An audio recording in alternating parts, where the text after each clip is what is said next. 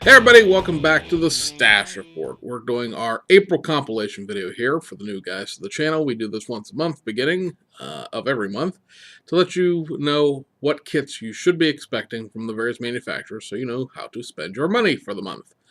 Uh, so we have a pretty decent listing here, assuming that everything comes out.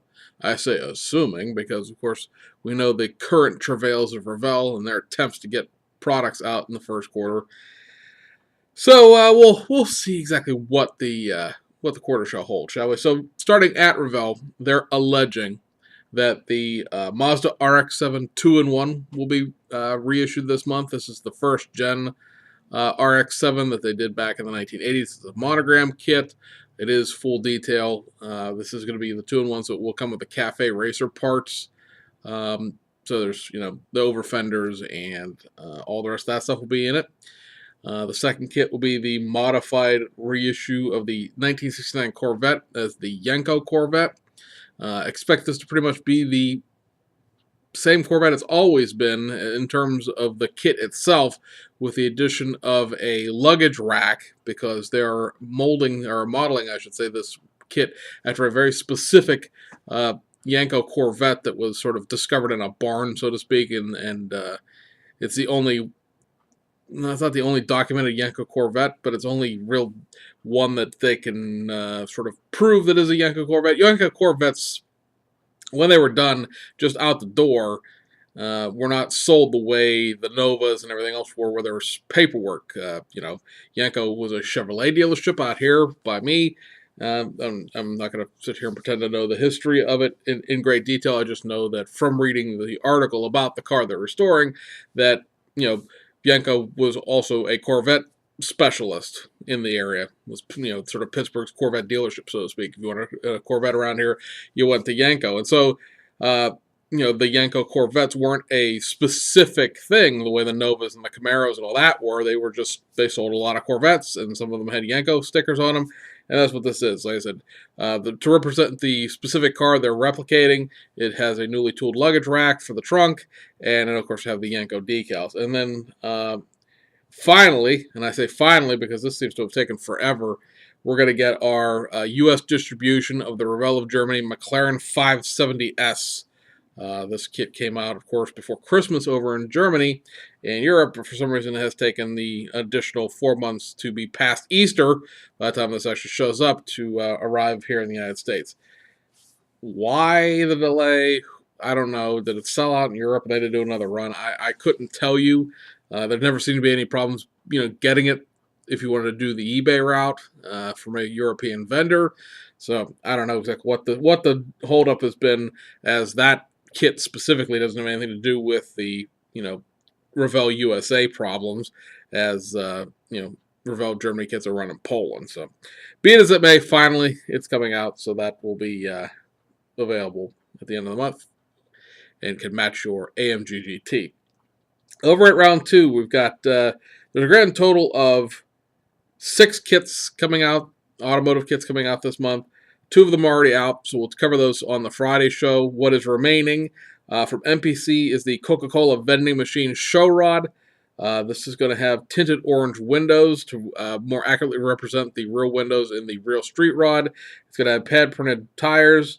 They've chromed the rear suspension for the first time, and also it's got the actual Coca-Cola livery, if you will, in it, so you can actually represent the actual show rod again. The thing has just sort of been like a vending machine in the sense of generic cola for the last who knows how many every years it's been. And this will actually have the Coca-Cola logo tie-in again. Also, they're going to reissue the Silhouette show car and trailer once again. This is available as a 3-in-1, just the Silhouette, and then there's like a custom version and a drag version. It's going to have pad-printed tires and pad-printed drag slicks. It's also going to have the missing parachute pack for the first time in quite a while, so that's sort of, I don't know if it's necessarily a retool or if they found that. And of course, it'll still come with this trailer. The reissue of the Mack R685 ST. Most people have probably seen online one way or another that they've restored the missing rear wheels that have should have come with this kit but didn't in the last reissue on AMT Earl. There's arguments about whether or not the tooling was just destroyed entirely or if it was just too damaged to use, but they've, like I said, they've retooled that. They're going to include both sets of fuel tanks in it again, the square ones and the regular sort of fuel tanks you would expect in a truck, the round ones.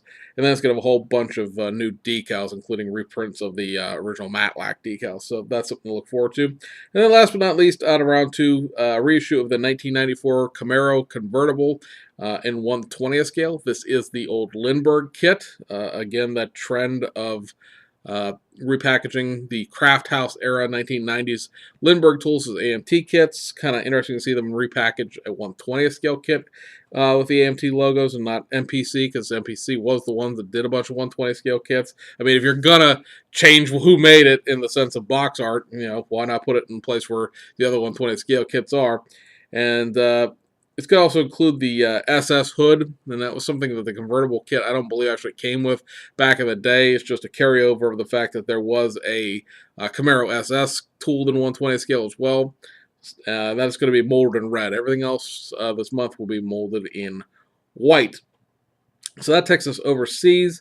Fujimi will be reissuing their Nissan Fairlady SR311 in its race spec, as well as the Honda S800 in its race spec. Hasegawa still has a couple of reissues left this month that have not already shown up early, and they are the Mitsubishi Galant VR4, the civilian quote-unquote factory stock version. You may recall the rally version came out a few months ago. They're also going to reissue their Mitsubishi Evo 5 for the 1998 World Rally Championship team. Another version of their Porsche 962C with the From A livery.